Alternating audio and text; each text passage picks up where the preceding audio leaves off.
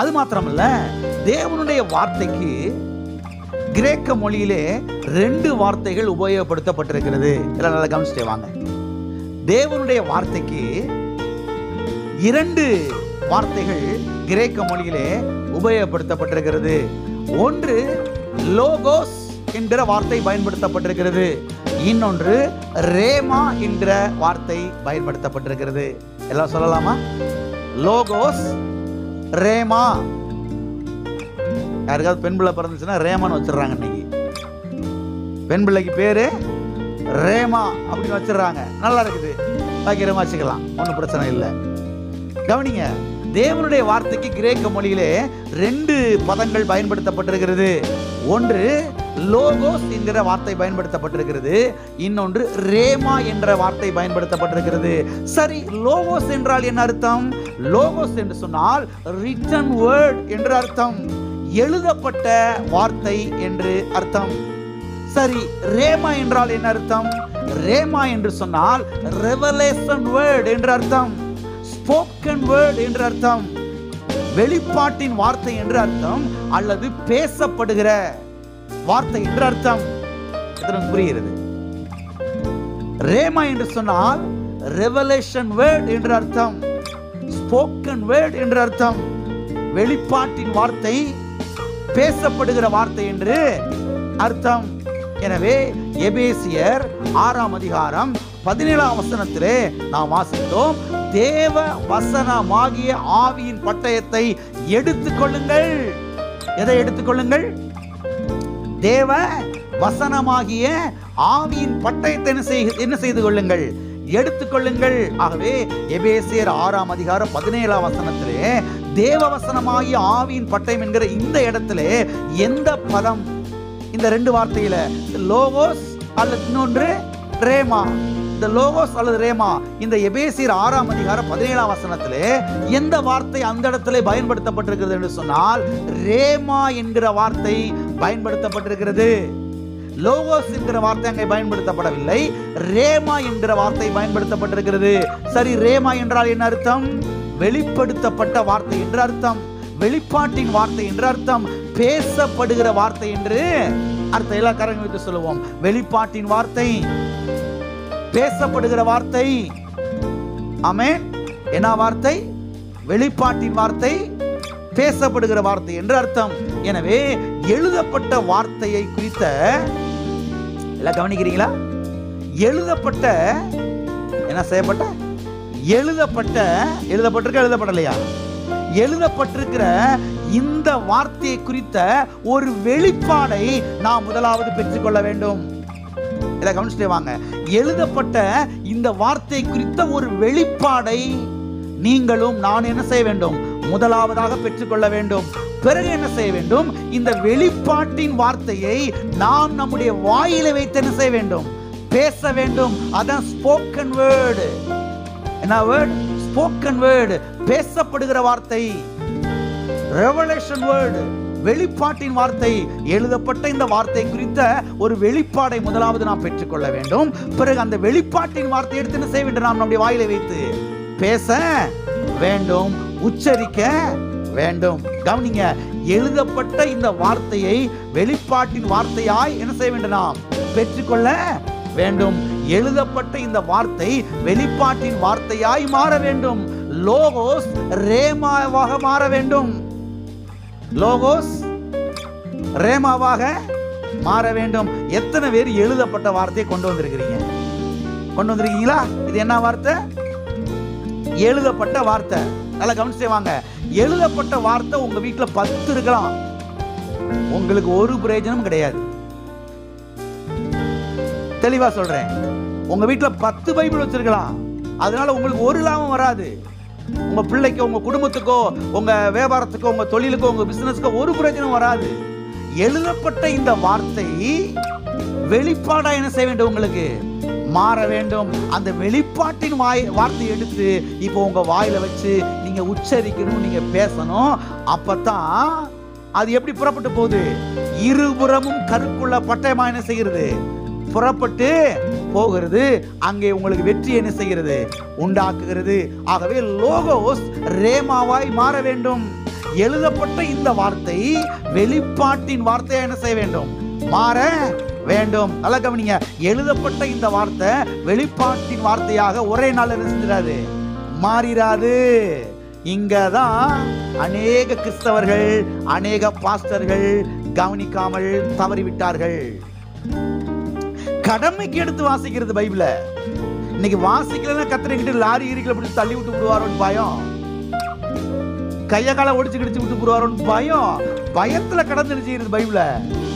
ஒரு வசனமா வாசிச்சு ஸ்கூலுக்கு ஓடி போயிடுவான், 2 வசனமா வாசிச்சு நம்ம காலேஜுக்கு ஓடி போயிடுவான். ஆண்டவரே மன்னித்துக் கொள்ளுமையா, மறந்துட்டேன் ஆண்டவரே அப்படின்னு சொல்லி காலண்டரை பார்த்து 2 வசனத்தை வாசிட்டு செஞ்சிருது.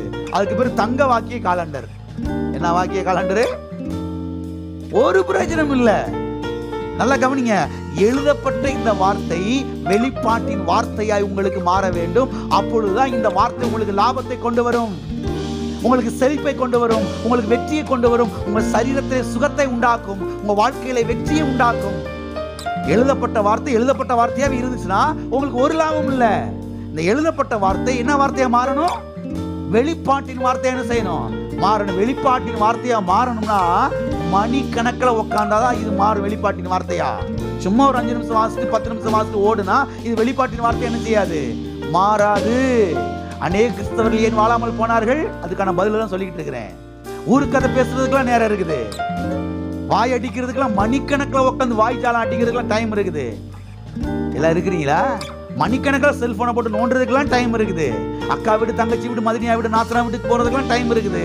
ஆனா கர்த்தருடைய வார்த்தையில உட்கார்ந்து இந்த எழுதப்பட்ட வார்த்தையில் அதிகமாய் தியானித்து இதை வெளிப்பாடாய் பெற்றுக்கொள்வதற்கு என்ன செய்யல? நேரம் இல்லை, நேரத்தை ஒதுக்குறது இல்லை. அதனாலதான் 15 வருஷம் ஆகியும் அதே தரித்திரம், அதே கடன் பிரச்சனை, அதே வியாதி, அதே தோல்வி, அதே பஞ்சம், அதே கிழிஞ்ச பாய், அதே கிழிஞ்ச ஜிப்பா கூட வாங்குறதுக்கு வேற காசு இல்லை. கவனியுங்கள், கவனியுங்கள். எழுதப்பட்ட இந்த வார்த்தை வெளிப்பாட்டின் வார்த்தையாய் மாற வேண்டும். மணி கணக்கில் உட்கார்ந்து வாசிக்கும் போதுதான் இந்த எழுதப்பட்ட வார்த்தை என்ன செய்யும்? வெளிப்பாட்டின் வார்த்தையாய் மாறும். லோகோஸ் ரேமா என்ன செய்யும்? மாறும். பக்கத்துல கைப்படி சொல்லுங்க. எழுதப்பட்ட வார்த்தை வெளிப்பாட்டின் வார்த்தையாக மாற வேண்டும். எழுதப்பட்ட வார்த்தை வெளிப்பாட்டின் வார்த்தையாக மாற வேண்டும். அப்பொழுதுதான் நீங்கள் வெற்றி பெற முடியும். ஆமென். எத்தனை தெளிவாயிருச்சு? கிளியர் ஆயிருச்சு? நேரத்தை ஒதுக்குங்க. இன்னைக்கு டைமை நீங்க ஒதுக்கி, இன்னைக்கு நீங்க டைமை ஒதுக்கி நேரத்தை செலவிட்டீங்கன்னா இன்னும் 6 மாசத்துல, இன்னும் 1 வருஷத்துல பெரிய வெற்றி நீங்க பார்க்க முடியும். அதனால அங்கங்க டைம்ல செலவழிக்கிறது ஒதுக்குங்க, அதெல்லாம் மிச்சம் எடுங்க. நான் சேலஞ்ச் பண்ணி சொல்றேன், நான் சவால் விட்டு சொல்றேன், சும்மா விளையாட்டுக்கு சொல்றேன் நினைக்காதீங்க. சேலஞ்ச் பண்றேன். இன்னைக்கு நீங்க ஸ்டார்ட் பண்ணாமே போதும், பொருத்தனை பண்ணி அர்ப்பணிச்சு ஒப்பு கொடுத்து மணிக்கணக்கில் வேதத்தை வாசிக்க போற ஆண்டவரே, இந்த எழுதப்பட்ட வார்த்தை எனக்குள்ளே வெளிப்பாட்டின் வார்த்தையை மாற்றுங்க ஆவியானவரே, சத்திய ஆவியானவரே. இந்த வார்த்தை எனக்குள்ளே வெளிப்பாடாய் மாறட்டும். ஒரு வாஞ்சை, ஒரு தாகம், ஒரு பசி அப்படி வரும் பொழுது இந்த எழுதப்பட்ட வார்த்தை வெளிப்பாட்டின் வார்த்தையாய் மாறும். லோகோஸ் ரேமாவான செய்யும், மாறும். அந்த வார்த்தை உங்களுக்கு என்ன செய்ய? ஐஸ்வர்யத்தை கொண்டு வரும், பணத்தை கொண்டு வரும், வெற்றியை கொண்டு வரும். ஆமென்.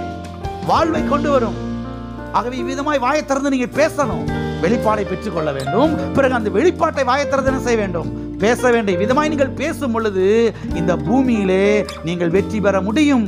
திருமண வாழ்விலே வெற்றி பெற முடியும், குடும்ப வாழ்விலே வெற்றி பெற முடியும், பொருளாதாரத்தில் வெற்றி பெற முடியும், கைகளின் பிரயாசத்தில் வெற்றி பெற முடியும், எல்லாவற்றிலும் வெற்றி பெற முடியும். எனவே ரேமா என்றால் தேவ வசனத்தை உரத்த சத்தமாய் பேசுவது என்று அர்த்தம். ரேமா என்றால் தேவனுடைய வார்த்தையை உரத்த சத்தமாய் பேசுவதாகும். நம்ம எப்படி பேசி பழகிறோம்? தெருவு முச்சந்திக்கு வந்து புரியும் நினைக்கிறேன்.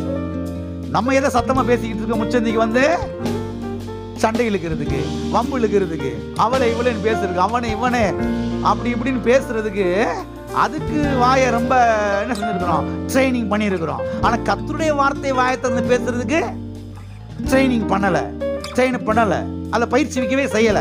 அதுக்கு வாய் வரமாட்டேங்குது. அப்புறம் எப்படி குடும்பத்தில் வெற்றி உண்டாகும், ஐஸ்வர்யம் உண்டாகும்?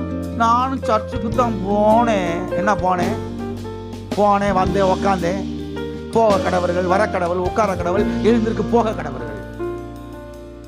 எல்லாம் இருக்கிறீங்களா? எல்லாம் இனி ஒரு மாதிரியா பாக்குறீங்க? கவனிங்க, எங்க நம்ம மிஸ்டேக் பண்ணிருக்கோம் பாருங்க, எங்க நம்ம தவறு பண்ணிருக்கிறோம் பாருங்க. சர்ச்சுக்கெல்லாம் போன உண்மைதான், நல்லதுதான். ஆனா வீட்டுக்கு போய் ஆரம்பிக்கனால என்ன பண்ணோம்? எழுதப்பட்ட வார்த்தையில மணிக்கணக்கில் உட்கார்ந்தோமா? இதுல பசியா இருந்தோமா? இதுல தாகமா இருந்தோமா? இதை உள்ள இறக்கணுமா? இதுக்கு டைம் செலவழிச்சோமா? இந்த எழுதப்பட்ட வார்த்தை வெளிப்பாட்டின் வார்த்தையை மாறிச்சா? கர்த்தர் அங்க ஏதாவது உங்களோடு பேசினாரா? இந்த வார்த்தை மூலமா கர்த்தர் உங்களோடு பேசினாரு சொல்ல முடியுமா? எல்லாம் இருக்கிறீங்களா? அந்த வாழ்க்கைக்கு வரணும். லோகோஸ் ரேமாவாக மாற வேண்டும். எழுதப்பட்ட இந்த வார்த்தை வெளிப்பாட்டின் வார்த்தை என்ன செய்யணும்? மாற வேண்டும். அந்த வெளிப்பாட வாயை திறந்து பேசினா வாழ்க்கையில பெரிய வெற்றி என்ன செய்யலாம்? பார்க்க முடியும். ஆமென். ஆகவே பாருங்க, வாழ்க்கையிலே வெற்றி பெற 3 காரியத்தை நாம் கவனித்து அதை செயல்படுத்த வேண்டும். 3 காரியத்தை சொல்லுகிறேன், கவனியுங்கள். 1, தேவனுடைய வார்த்தையை அப்படியே விசுவாசிக்க வேண்டும். தேவனுடைய வார்த்தையை சந்தேகப்பட கூடாது. 2வதாக தேவனுடைய வார்த்தையை மனதில் வைத்து ஆழமாய் தியானிக்க வேண்டும். தேவனுடைய வார்த்தை மனதில் வைத்து ஆழமாய் தியானிக்க வேண்டும். 3வதாக தேவனுடைய வார்த்தையை வாயில வைத்து என்ன செய்ய வேண்டும்? சத்தமாக பேச வேண்டும், அறிக்கையிட வேண்டும். மறுபடியும் சொல்றேன், கவனிங்க. 3 காரியம்.